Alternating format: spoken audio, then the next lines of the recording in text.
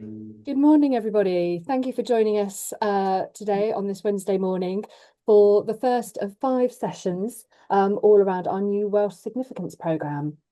It's great to see a whole range of people who I know and some new faces as well. For those of you who I've not met before, my name is Fran Stovold and I'm the Workforce Development Lead for Sporting Heritage. And I'm joined briefly by my colleague, Dr. Justine Riley, who's our director, who's going to give us a little bit of an introduction in a moment. A quick bit of housekeeping before we start. Please do introduce yourself in the chat. It's a relatively short session this morning with just an hour. So unfortunately, we don't have the opportunity to go around the screen and allow everybody to introduce themselves. So do introduce yourself in the chat so we know where everybody's from and the sort of collections that you're working with. Closed captions are activated for this session. So if you would like them, please do find that CC and the little round box on the bottom of your toolbar or possibly on the side of your screen, depending on how your Zoom controls show. We are recording the session, so you're welcome to keep your cameras on or off, whichever you find most comfortable. And we will be sharing an edited version of this recording as a legacy after the session. I will circulate it with yourselves and it will appear on our website and on our YouTube channel. You will also get a copy of the slide deck at the end and any resources that are shared that are outside of that deck. I think that covers most of our housekeeping. Only the last thing to say, actually, for any reason you drop out of the session, I will keep an eye on the waiting room and let you back in. So don't worry if you have any Wi-Fi problems, and I'll do the same at my end. So without further ado, Justine, do you want to explain a little bit about the Welsh Significance Programme and how we ended up here today? Yeah, thanks so much, Fran, and hello, everybody. Really lovely to see you. Unfortunately, I have to nip off in a moment. But the Welsh Significance Programme has been running for maybe about a year. We developed and delivered a pilot looking at how do we support museums and other organisations that have got sporting collections to understand the significance of them. And we were really conscious that it's quite a big and onerous ask of many different organisations who are already dealing with capacity issues. It's challenging in terms of funding. So this project looked at how do we do that realistically so that we can support museums to actually get meaningful, significant statements at the end. And part of this next stage draws from that and grows from that, and the learning that we had, because we felt it's great that we could support organisations to do that, but actually it's best if you can do it yourselves. And the way for us to do that is through training sessions and giving you information and advice about how to do that. And obviously collections review is a key part of being able to deliver significance. So this session is around getting your collection ready and making sure that you're ready to look at significance. And then our next sessions that you'll see coming up, or if you're watching this on a recording, you'll see in the YouTube channel, are there to support you to develop that significance and peer review process, so that at the end of taking part in this activity, you've got that clearer kind of wide understanding of how to make sure that your sporting collections, you can say where their significance is.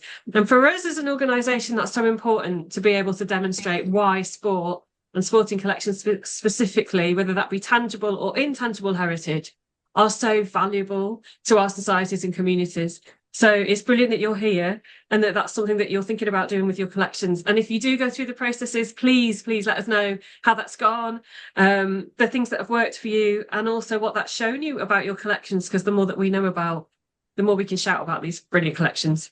So I think that's it for me. I don't want to take up too much time of the actual going into detail about the review. So yeah, back over to Fran.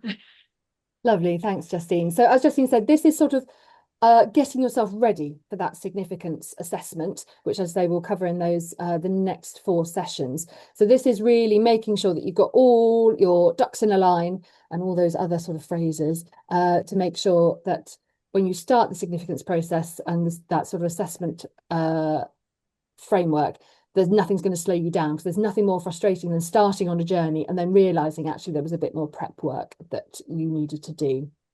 I'm going to start with my slide deck. I will pause as we go through the session for questions. So if you have questions, please do pop them in the chat and I will keep an eye on that. And I'm hoping that we will have a few moments at the end where we can pick up any other questions that we've not managed to address. If for any reason we run out of time and there are still questions that are unanswered, I will put them in some follow-up resources.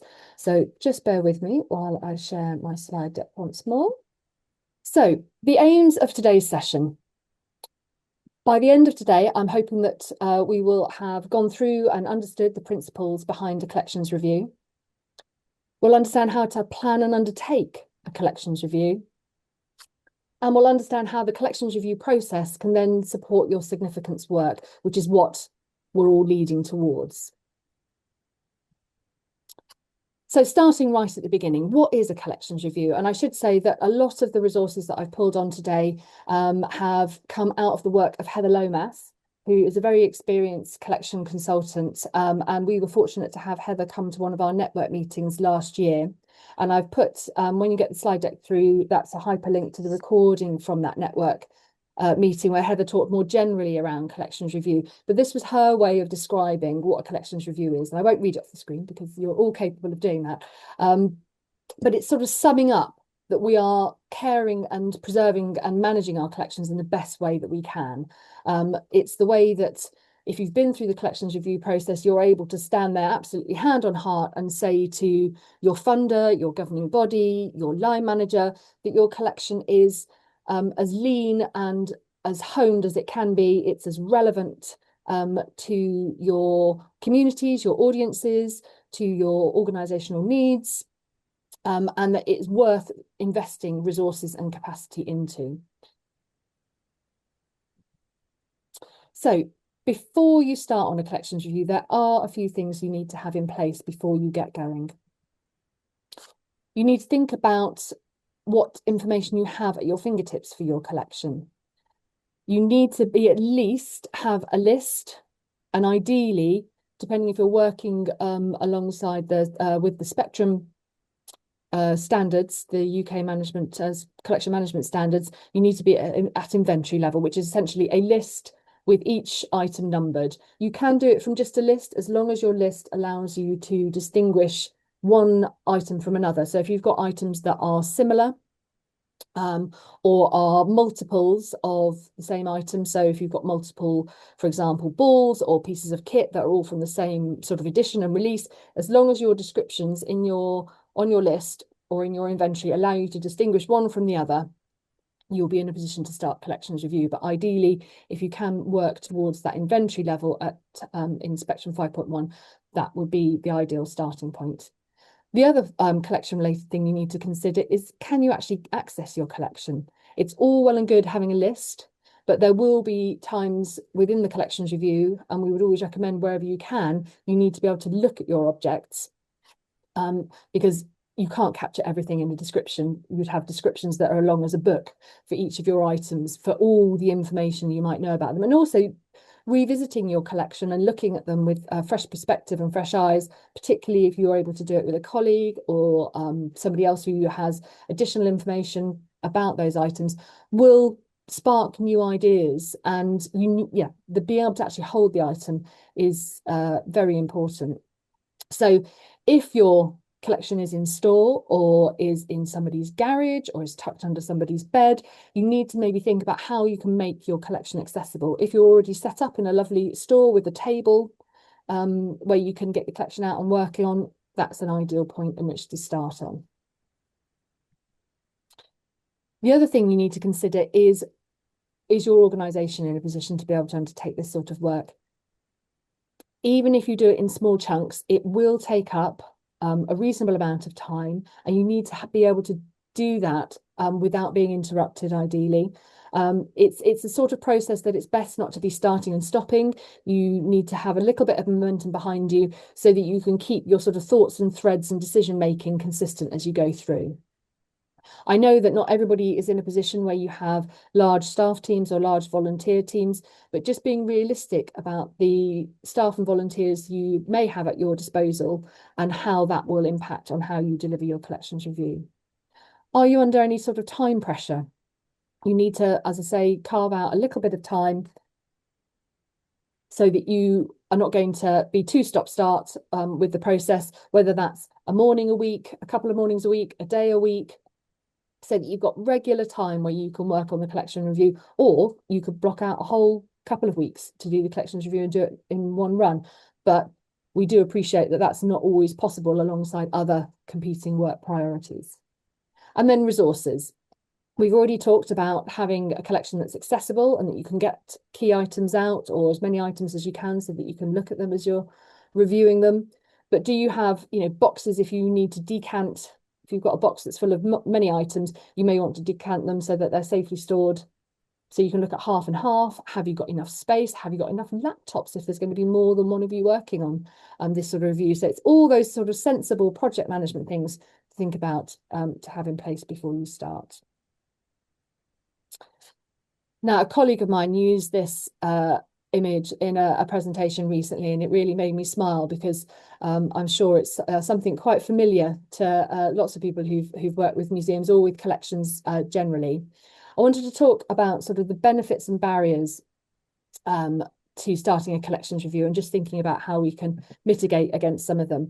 But the idea, as we've already touched on, behind the collections review is to ensure that our collections allow us to deliver what our purpose is. So that will be from a sporting point of view, telling the story of your sport, telling the story of those who've played your sport, how that sport has developed, how it's had an impact on the community, how maybe the rules have changed or the locations have changed, or there's been technological development or international achievement within your sport. So if you can have a collection that can fulfill all those purposes, and then your heritage organisation may have other overarching purposes. Your sport collection may sit within a wider remit of a local history collection or alongside other sporting collections. So the benefits of doing a collection review is so that you can really strongly say that your collection tells those stories and can do them in a really confident way. The benefit of undertaking a collection review is, as you know, day to day, it's not often that you have the opportunity to step back and have a look at your collection and really think about what you're collecting, why we're collecting it, where are the links and stories, where are the little sort of nuggets of information or little gems that we've missed when things have been just coming in and we were just doing our day-to-day work. So it allows us to take that step back and look at the collection as a whole, or at least in manageable subsections, depending on how you structure your review. It helps us understand how there are strengths and weaknesses in everybody's collection. And it may be that if you can identify your weaknesses, there is the opportunity to then go out and collect in those areas and those topics. It allows you to see new ways to use your collection. It may be that once you get your collection out and you start reviewing it, you can see themes that you weren't aware of before, or connections between people or competitions or locations, or just the themes that have run through your sport. By looking at your collection in new ways, it allows you to potentially increase the access to the collection. You may be able to present new displays, write about the collection on your website in a different way, run different events and activities saying, oh, look, we've discovered this about our collection. We know that this has a resonance with our local community. We will then share it. So it allows you to do more creative things with your collection. It allows you to review if you've got any collecting limitations. So many organisations that I've worked with have stores that are absolutely packed to the rafters. It may be that you say, right, we know that we can tell our sport, the story of our sport really well, but we are now full, and therefore we will only collect A, B, C, and D now. We will have to consider new things that come in very, very carefully, or we will need to look at possibly where we might dispose from our collection to allow space. It may be that you have a large number of very large items, and you may say, well, we can no longer take in objects that are more, that don't fit in a box. If they need a freestanding space within the store, we are now at capacity. Or you may identify that you have items within your collection that have conservation needs and need to be kept either in a certain environment or being used with certain packing materials, or need to be monitored very carefully. And depending on your capacity, you may say, actually, we've got scope to take on a few more of these, but then we are full, or we need to review how we're caring for our collections to enable us to continue to collect in this way. So again, it's having that time to sort of step back and really think about sort of your collection holistically. And part of your collection review may identify things that you may wish to dispose from your collections. And we'll talk about that a little bit more as we go along. The barriers are all things that we are already aware of. So it's the people at your disposal, the time frame within your current workload or within your organisational priorities, the resources, your collection knowledge, and whether there's support for within your organisation to allow you to complete this. Now, obviously, there is no magic wand to mitigate against any barriers that would stop you from undertaking this work. But I'm hoping that as we go through, we can talk about how you can structure things in certain ways to make it more manageable. And it may be that you extend the time frame. It may be that you look at only a proportion of your collection and do a proportion each year or over a number of months or over a year and a half to make it manageable. It may be that you need to recruit some volunteers or draw people in just for a finite period of time to help you with this project. There are different ways around it. The collections review process is a formal process within sort of the museum world, and as such, it is supported by overarching standards. There are some within the accreditation scheme, so both museums and archives, if you fall within the Arts Council accreditation scheme. It's also referenced within the Museums Association Code of Ethics. All of those links are, you'll be able to follow them when you've got the slide deck. Even if you're not working within those schemes or are signed up to the Code of Ethics, if you're interested in seeing other people's perspectives on collections review, they're well worth just having a look at and understanding how they sort of fit into that wider sort of museum world. I've mentioned Spectrum already, so this is the UK Museum Collection Management Standard. There is a Spectrum process and procedure specifically for collections review within Spectrum. It's worth having a look at it when you're thinking about how you put your review together, even if your process needs to be tailored to fit your organisation and your resources. It's worth looking at their standard, which they're well aware that people change and amend for their situation. We also have a collection review section within our Sporting Heritage Toolkit as well, which draws together lots of different examples and a lot of these standards. And then if your collections review does end up with you needing to look at disposals or rationalisation from your collection, I would always recommend the Museums Association off-the-shelf toolkit, which looks at how you can ethically dispose of items from your collection. So there's a little bit of sort of standard and framework that sits behind this process. Let's just check the time. Right, we're not doing too bad.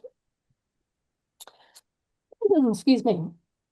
So for the rest of the time that we've got, excuse me, I'm just going to have a little sip. We're going to look through these 8 steps. So we're going to walk through these 8 steps of the collections review process. Before we get into them, has anybody got any questions or anything they would like to offer or share from their experience of this sort of work?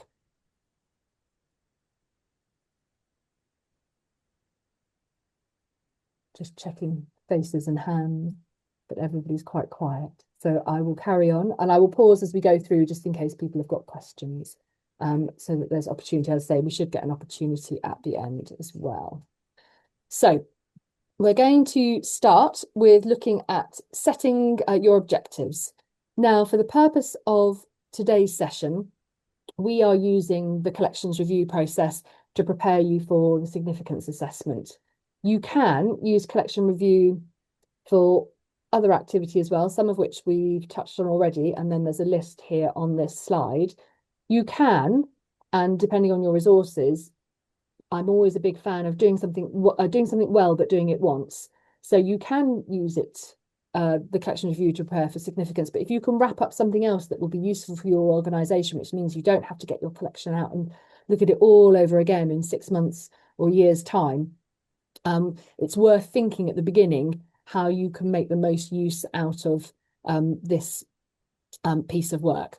So it may be that you want to incorporate one of those other or a couple of those other things that are on the list. But for the purpose of today's session, we're looking at specifically at preparation for the significance assessment.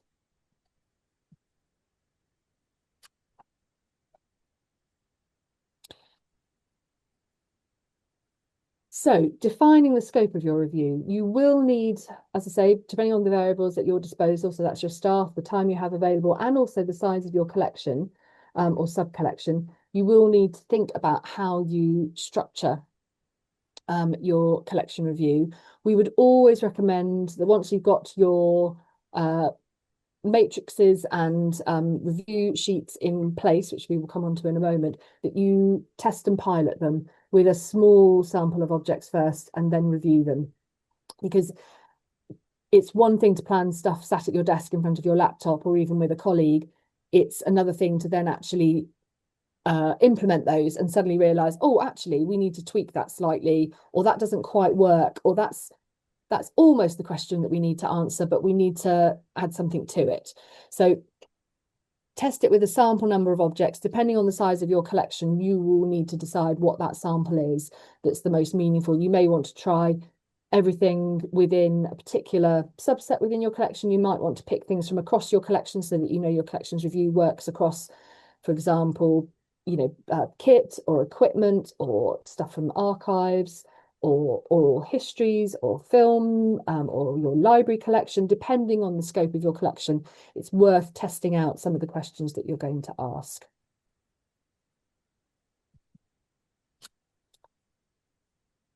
And you need to decide who's going to be involved. And we're very aware that, as I say, we've touched on already, that not everybody has a large team of people at their disposal.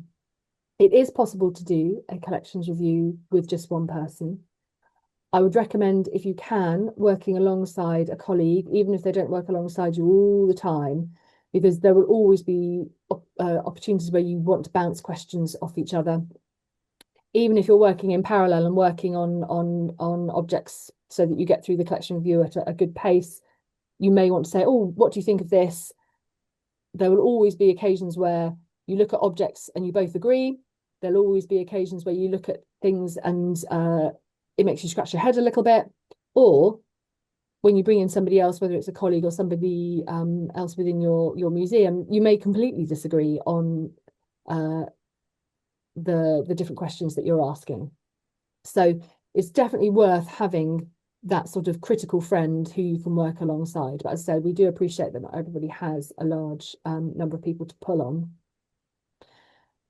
Alongside having somebody who might do some of that day-to-day work with you, we would recommend, even if you can just do it at the beginning and possibly a midpoint and at the end, bringing together people from within your organisation, just so that you can explain the process that you're going through and ask for feedback from them. It's worth having people who know about your subject and also people who come at it from fresh eyes, those who have a stake in it. So whether that's your line manager or somebody from your board or somebody from your governing body, just so that you can sense check the process that you're going through. Because once you go through the collections review, it's very, it can be quite all consuming. So you can sort of get sort of lost in the sort of bubble of collections review, and actually having a steering group, you don't even have to call them that, to say, this is the process we've been through, these are some of the things we've discussed. They will come in and bring that sort of fresh perspective. And deciding who you'll be involving at each stage. Not everybody has to be involved at every stage, and we all know that we've got big workloads and people have, time is very precious. I think if you can be very clear at the start who's going to be doing that day-to-day reviewing and who might you bring in periodically or at the beginning, the middle and the end, to explain the processes that you're going through, explain some of the things that you've found, explain some of the things that you're struggling to resolve. If you've got an item that you're reviewing and you and your colleague disagree on it, going out to a wider group to discuss it could be really valuable. Now, all of this feeds into your methodology. So your methodology is your process, and you can define it to make sure that your collections review meets your needs. There are a number of existing methodologies available. So quite often when I see the word methodology, you think, oh gosh, it's going to be a long, piece of written work. There are so many already existing. There's no need to reinvent the wheel, as it were. You can go and look at how other people have approached their collections review and then cherry pick the bits that work for you and then amend it so that it really works for your situation. On the Collections Trust website, there is a whole raft of resources linking to collections review and significance. And within that, there are a number of case studies and toolkits which talk you through how other people have fared with their collection review. And some of them are very open and very frank, particularly the one that springs out in my mind is the one that's done by UCL in London. They talk about their collections review and they say, in some areas they got so far through it, realised that what they were doing wasn't quite working. So they went back, refreshed it, not started again, but then worked back from that point. So people do really share those sort of lessons learned. It's not, oh, we did it and it was all fantastic. So it's definitely worth, when you're putting your collection review framework in place, to go and read about how other people have approached it, even if their collection is different from yours. That sort of same what will be transferable is some of their thinking and some of their processes and some of the size of the teams. Obviously UCL, I think they had quite a large team working on it. There are smaller museums. There's a document that was produced by South East Museums where they brought together a number of smaller museums all doing collection review alongside each other. So they used each other as sort of a peer support group, but actually within their individual organisations, they had very limited capacity. So there may be useful things you can pull out, save you having to do all that thinking from scratch.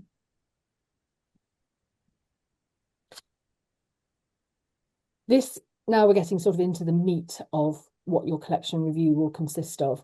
Now your matrix, one of those lovely jargony type words, your matrix is really at the heart of your collections review. It is what you will assess your collection against. And I've got some examples to show you of what collection matrices look like. And you can set your matrix up to, depending on what your objectives are. So if you were looking to grow your collection or dispose from your collection or plan for a new display that had a particular theme, you can set your questions up so that you assess your collections against criteria that answer, that need. But for the purposes of our work, we're looking to make sure that we've got sufficient information and that it will give you enough confidence that you'll be able to move on to the significance assessment process once you've completed your collection review. So thinking about that sporting significance, you may wish to include headings such as collection knowledge, because without knowing a little bit about your collection, it's impossible to assess the significance at the next stage. You may want to make sure that it meets your collecting policy if you have one, or your organisational aims if your organisation has that sporting remit within it. You may want to include sub-points so that you're clear that it tells the story of your sport or a particular sports person, or it tracks some of the technical or community development or another area that you feel is important within the story of your sport. And I'll show you how that might look on the next screen. So having just talked about the UCL Collections Review Toolkit, which is available on the Collections Trust website, I've just put the link back in there. This is an example that they put together. So you can see the questions that they're sort of testing against are the 6 across the top. So they've got teaching, research, public engagement. I think it's historical development. Sorry, my Zoom controls are over it. Uniqueness and ownership. Now you can change, these are the elements that we would recommend that you change so that they meet your requirements. So you might not use your collection for teaching. They're obviously a university collection, so that was what was appropriate for them. This is where you may want to swap that out to say, what is our collection knowledge? Does it tell the story of our sport? And then as you go down the vertical columns, you can work out in box A is where it strongly tells the sport, tells the stories. Box B is sort of less strong. C is sort of your medium. D is sort of falling out of it. And E is, it doesn't match our needs at all. So it's sort of a graded, as you go down, a graded scoring system. Now, within this matrix, they've used letters to score theirs. So you see down the left-hand side, they've got A, B, C, D, and E. You can also use numbers, and I'll show you the impact of that. But putting your matrix together is probably realistically one of the thing that you need to invest your time in, because this is what you're going to score all of your collection against. It's worth sharing it with other people. So this is where you might want to bring in colleagues, or if you were able to put together a steering group, you can share it with other museums who've possibly been through the collections review process and say, oh, would you look at this for us? What do you think? But it's worth making sure that you've got your headings across the top are answering the question that you want to know. And for us, it's for the purposes of significance. So do you know enough about your collection? Is it accessible? Is it in good condition? So you can replicate some of the ones here. I would definitely recommend keeping ownership. Uniqueness, you may want to consider whether it's unique. Obviously, within a lot of sporting practice, you get lots of multiples and duplicates. But there will be items that will be unique within your collection. The intellectual and historical development, yes, is it telling how your sport has developed? Public engagement, that if you're able to share your collection through displays or events and activities, you may want to consider that that's relevant. Depends whether you do research and teaching, you may want to swap those out depending on what are the priorities for your organisation. But I would definitely make sure that you do include a heading, swap out one of the headings for collection knowledge, because without the knowledge around, even if it's not at item level, even if it's sort of at box level, it's going to be quite difficult for you to move on to that significance assessment for the next stage. So bear in mind, I say they've used an A, B, C, D, E scoring, and we'll come back to talk about that in a moment. Has anybody ever had a go at putting together one of these matrices before? Okay.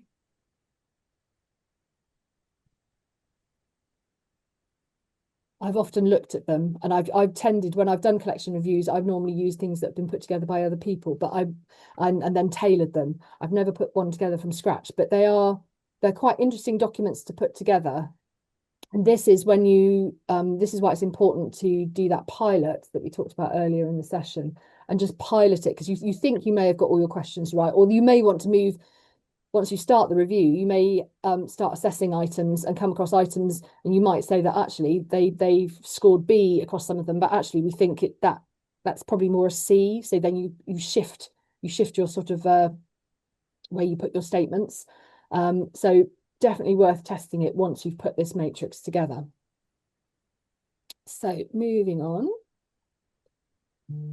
So even though, as I say, your matrix will be the thing that you invest quite a lot of time in getting right and testing, your matrix won't catch everything. There is always more collection information. Quite often, it's within sort of the organisational memory. If you've had somebody who's worked with your collection for a long time, it will be in their head. Sometimes it will be in your collections database. Sometimes it will be across all three of those things, or within the wider sort of sporting community who play your sport. So when putting together your collection review, it would be very easy just to say, yes, it's just a scoring process. You use the matrix, you score it, that's the end of it. But that would be remiss of me, and you would be missing out a really rich part of information. And I'm not suggesting that you capture everything that sits across your sort of organisational community or sort of individual person's knowledge, but having some qualitative data that you can use as part of your assessment is really important. Because when you come to when you've done all your scoring using the matrix, you come up with your final score or final set of letters there, that it's quite bald as a piece of information, if you know what I mean. You need something a little bit sort of richer to sit alongside it, so you can really make a balanced decision as to whether your items meet that threshold to go through to the significance assessment afterwards. So I would always recommend that you have a notes field when you're recording your review, and I'll show you a template on the next slide of what that might look like. Or if a notes field is not enough, that you record it in a separate document. I know when I've been through this process with other museums that I've worked with, they have then quite often come up with data, the qualitative data about their collections that wasn't recorded in their either in their collection listings or in their collections databases. So it's always a good idea to work out how you can then transfer that into your permanent records, because as I sort of touched on, collection review does quite often make you look at things with fresh eyes and brings to the fore fresh information about if not individual items, but then groups of items or about the collection as a whole. And all too often, as I say, collection information sits in lots of different places. And what we try and do as collection holders is draw that information together. So if after this collections review process, if you can feed some of that back into wherever you hold your collections information centrally, whether it is just a listing on Excel or in a Word document or in a museum content management system, that would be a really good outcome from your collection review. So this is what a collections review recording form could look like. So this is drawn again from Heather Lomas's work, and I've put the link into the document that this has come out of. It's one of the methodology documents. So as you can see here, you've got the name of the collection, where that collection is. If you've got numbered bays and shelves, you can add that in.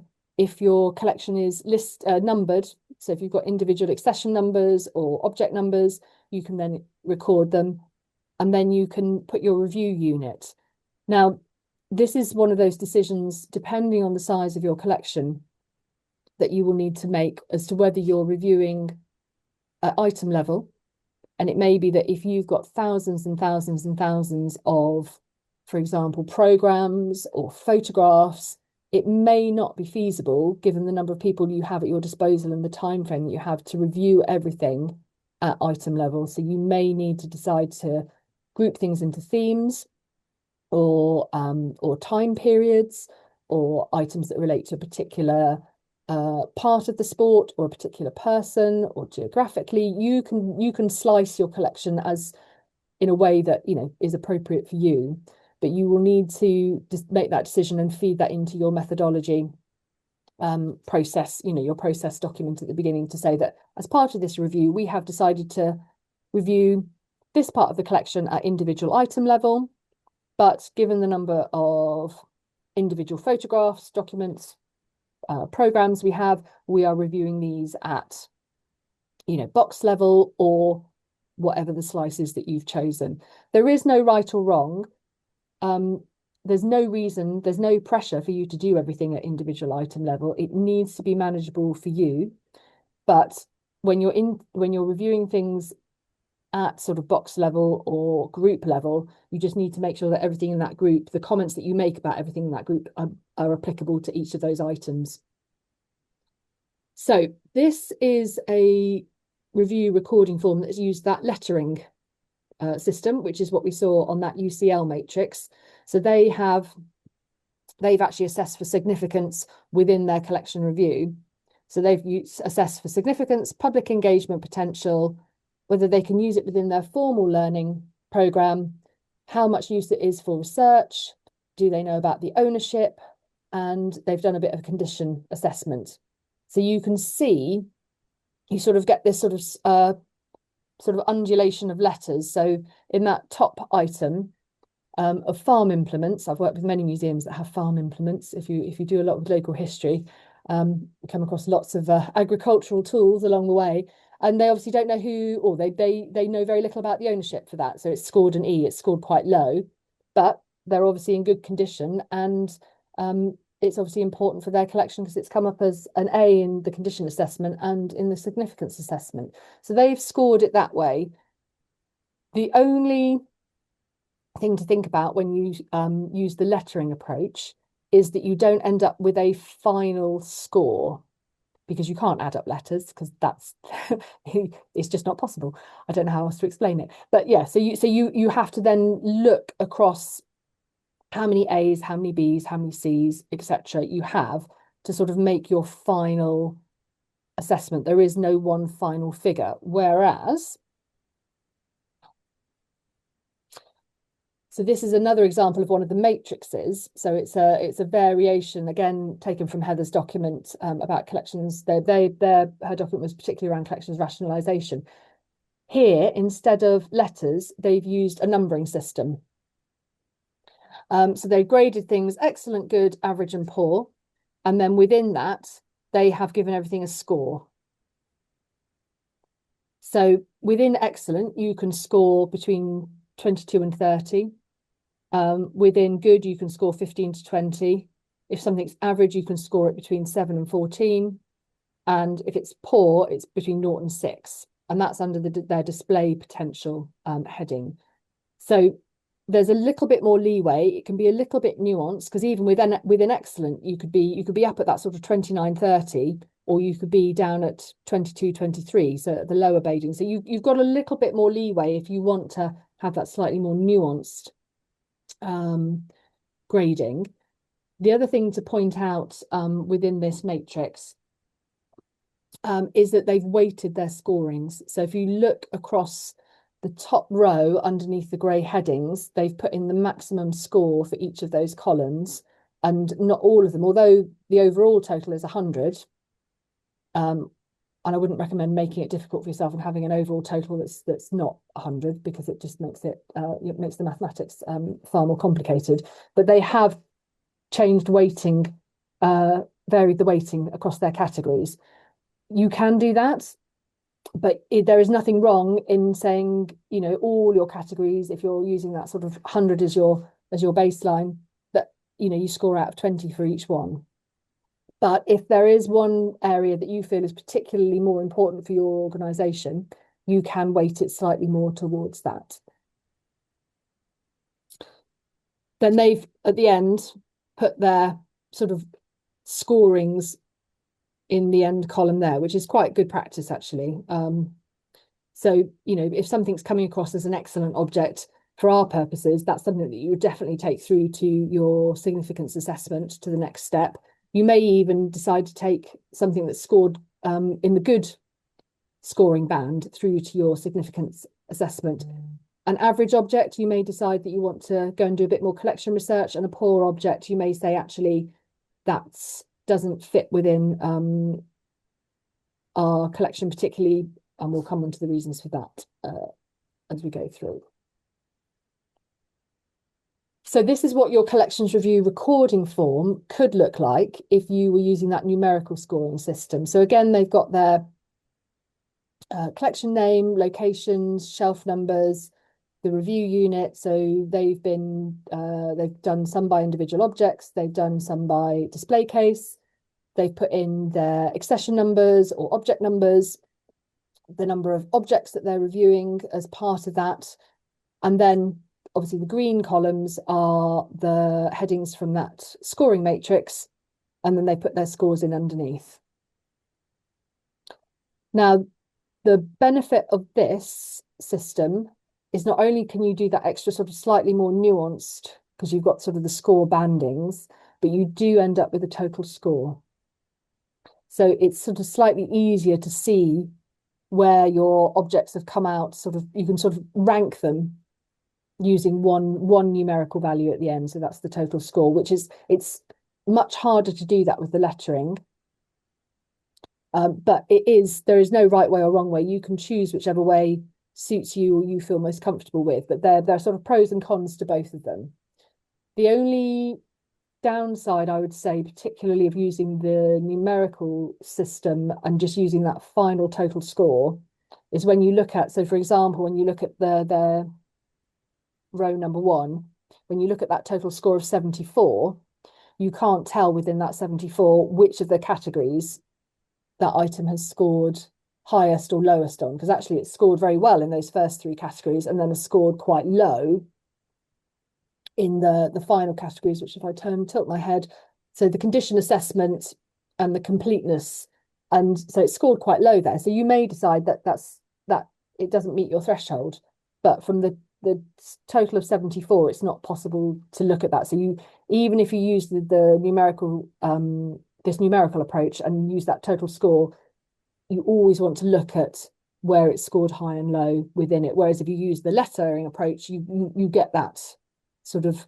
spread of scores rather than having that one total. But it's completely personal preference. They are two different approaches, both equally valid. You just need to know the pros and cons of using each.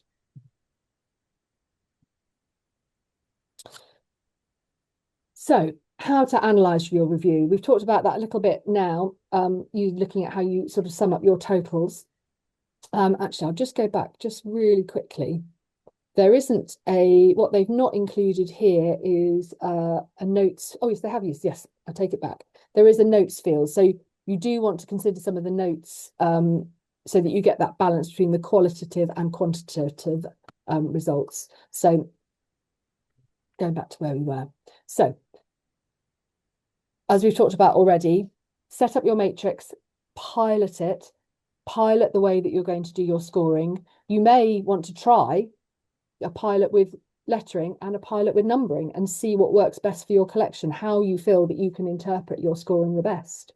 If you do that, maybe only choose, a dozen items to test for each and work out which you prefer. As part of your piloting, you can work out whether you've got your questions in your matrix right.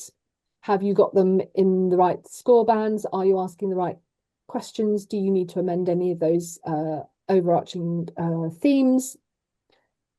And from doing a pilot, you'll notice where there are themes starting to emerge from your collection, depending on how big your sample is, or if there are recurrent situations such as a particular type of item, all of it needs conservation cleaning. You may have silver, quite common within sporting collections to have a collection of silver cups, silver medals, or medals that are plated with a precious metal, or platters. You may find that every single one is tarnished, which again is not unusual, and that so you find that again and again and again. So you may want to adapt to that, because although it's potentially not in good condition at the moment, you could set up a conservation cleaning where you sit down one morning and clean all your silver. Very, very satisfying. Give it a lovely coating of Renaissance wax so it's all ready for going back into your boxes, and then that would lift your score up for that item. You may score it quite low in the initial pilot, but you know that it's something that can be easily resolved.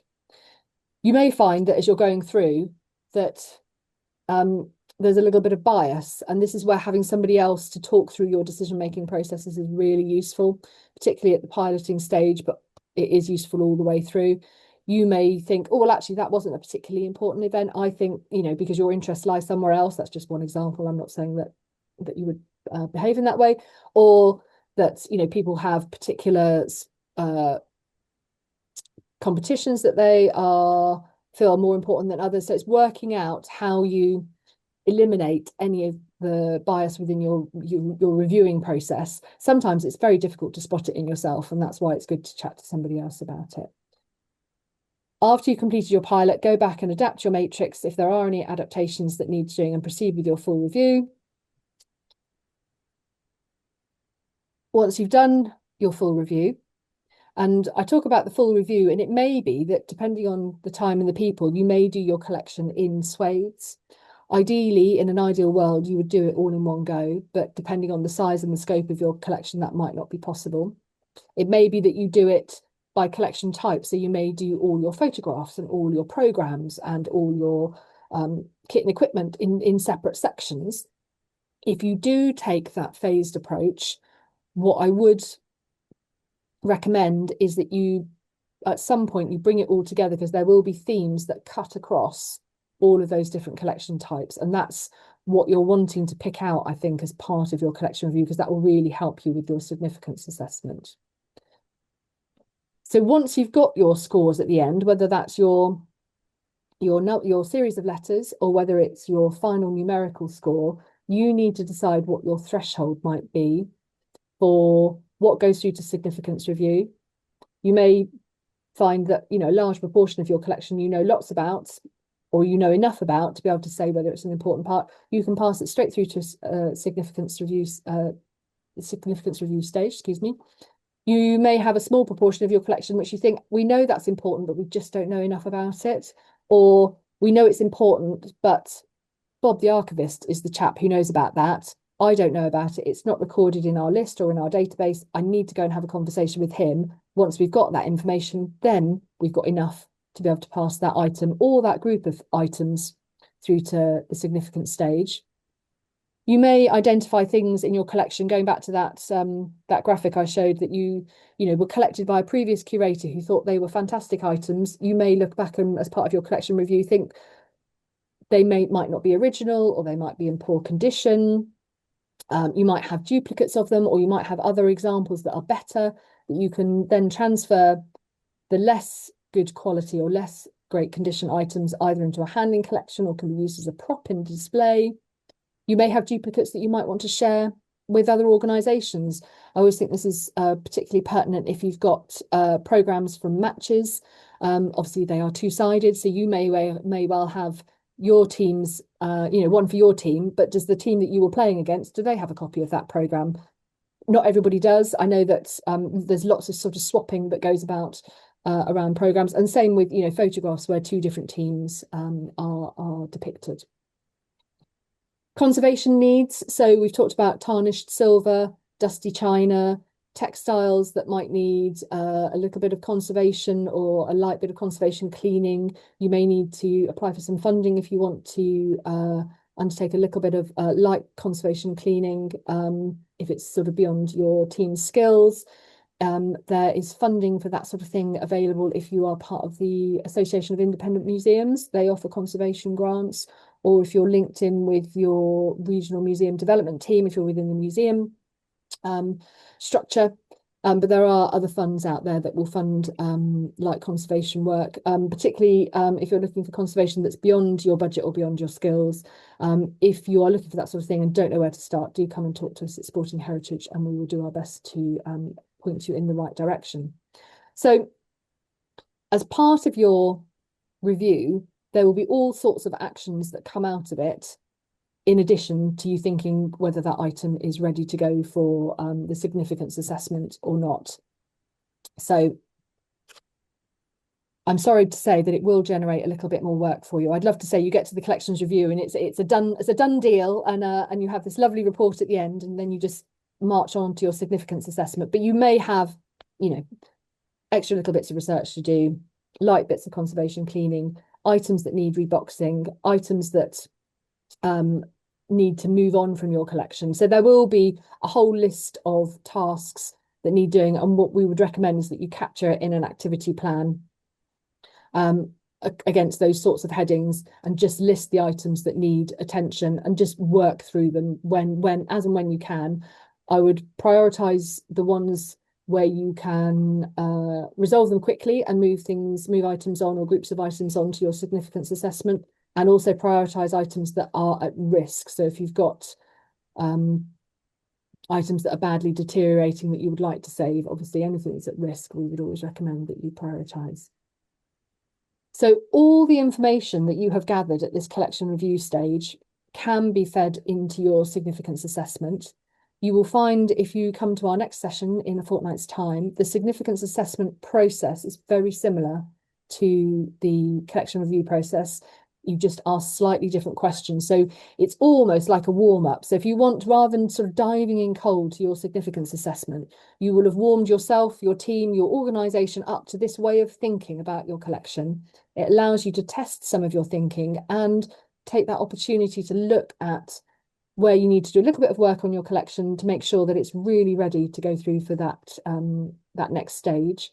As I say, it will have brought out themes and ideas that hopefully will stand you in good stead. Let me just see if there's anything else I've missed out on. No. I'll stop in a moment, but we will stop for questions because we are almost on time. Let me have a look. We have 5 minutes to go. This is the list of the remaining sessions. So we're running once a fortnight all the way through until the end of March. You are welcome to come to them all. You are welcome to dip in and out as to where your interests lie. They will all be recorded and all available to watch back via the Sporting Heritage website and via our YouTube channel. The website will also have the slide decks and any follow-up resources as well. So they will run now until the middle of March. They're all just an hour, and they're all with myself and Justine. So we will be able to talk about some of the pilot projects that were used in our original significance project, which were the Museum of Welsh Cricket in Cardiff, the Poolers collection at Torfaen Museum, and the multi-sport or many sporting item collections that are held at Swansea Museum as well. So we will bring in some of their examples and experience to sort of illustrate the actual significance progress. If you're not already following us, please follow us across whichever socials take your fancy. If you're not already signed up to our newsletter, the link will be in this slide deck, and the link to our toolkit is there as well. So I will stop the share because I feel that you've listened to enough of me. So that was a bit of a canter through a collections review process. Has anybody got any questions? Is there anything they would like to share? Do you think it's a doable process for you within your organisation? Is it something you would like to undertake? Is it something you're working towards? Have you done this sort of thing before? I have a possibly stupid question. Is it possible to conduct a collection review at the same time as you're creating an inventory, or is that foolishness? Oh, sorry, say that again. The middle bit of your sentence went really quiet. Sorry. Is it possible to conduct a collections review at the same time as you're creating an inventory of what the collection is, or is that foolishness?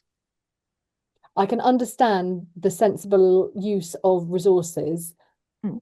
but I would recommend that you do them as two separate stages. And I'm sorry because I know that creates more Right. work.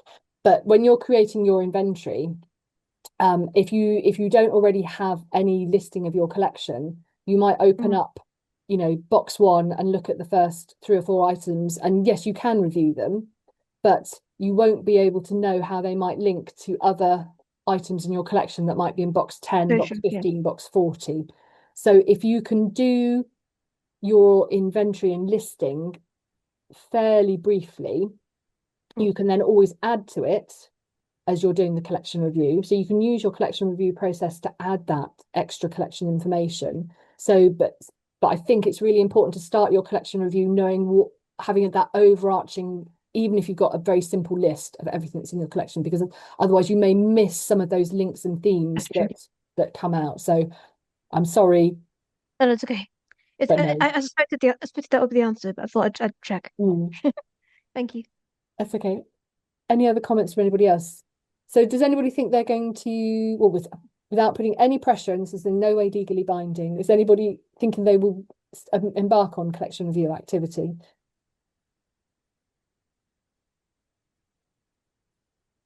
Oh, it's getting very quiet. I think Yes. we'd like to. We have Mhm. a very large and unique collection of curling memorabilia, but our problem is people to do it. Mm, Everything's on a database. It's very well done, but I say it's just the time and the mm, space to do it is our mm. problem. And But from I think memory, when you mentioned doing it in sections, we have a large section of curling stones, which you can imagine are very heavy and take up a lot of space. And we know there are a lot of duplicates and a lot of ones that aren't very useful. But then we have to find somewhere to keep them because we're the only people in the world or in Europe that keep curling mm, stones. So mm, it's quite a problem for us. yes. I remember because I've met one of your colleagues before a few years ago, and I remember him talking about the Yeah, collection of curling stones, and I can only imagine, yeah, how difficult they are to store. So I imagine they are of some weight as yeah, well. yeah. So, but maybe Well, if, there's if a hazard. There's also a health and safety hazard in lifting the down things. we, Yeah, so yeah, we know it's got to be done, and we will get round to it. But it's just finding time. it's a We're all challenge. volunteers. We've no staff, so Mm. it's quite difficult. It's interesting when I talk to other people about when people say, "Oh, you work in museums," and they said, "Oh, yes, that must be really interesting." I said, "Oh, it is." I said, "It's a lot of lifting and shifting and moving boxes and organizing things and listing things and making sure you know where everything is. It's a big housekeeping job. There are all those rich stories and all the other fantastic things that you do, but if you're managing your collection, the challenges that you're facing do take up a lot of time. So, but I hope maybe if are there easier parts of the collection to start on, and then you could work your way up to the curling stones. We need to do the curling stones to get the space to sort out the rest of the collection. It's like one of those little puzzles with all the squares that you have to move it around. There are two schools of thought that some of us think we don't need to keep them all because they're only of interest to a very, very small number of people. And I say that a stone looks like a stone. And there's the others who go, oh gosh, we must keep every single one. So that's a bit of a culture thing, I think, to deal with. Yeah. And I think it also depends on your background as well. So do you have a collecting policy that sort of well, I don't think we actually do have a collecting policy because our collection is fairly newly organized and fairly it's been added to in the recent years.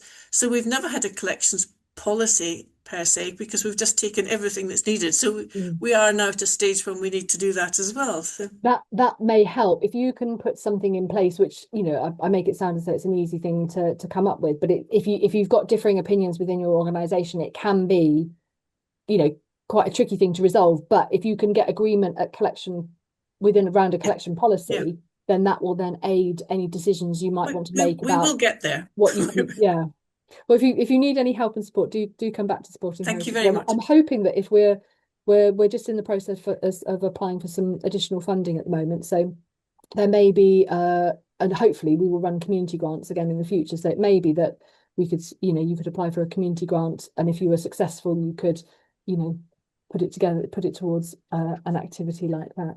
So anybody else got? I'm just aware that we're a couple of minutes over time. Oh yeah, so Rebecca, you said we're in the process of inventory, so I haven't even seen a matrix before. Yeah, it's just step by step. I mean, as you will all know, looking after and caring for a collection is a life's work. But the idea that looking after your collection is ever finished is just wrong. So this is just one of those processes that you sort of work towards. Once you can get your collection review under your belt, as I say, when we move on to significance next week, you'll see that it's a very similar process. It will also speed up if you can get the collections review process underway. When you come to collection significance, you'll have found your groove, as it were, and it will make the significance assessment a lot easier. So if there aren't any other questions, I'm going to draw the session to a close there. Thank you so much for coming today. I hope to see some of you at some of the other remaining sessions between now and March. I will send round a copy of this edited recording and the slide deck and any other references that I've mentioned that didn't end up on the deck itself. And I hope you have an enjoyable rest of your Wednesday.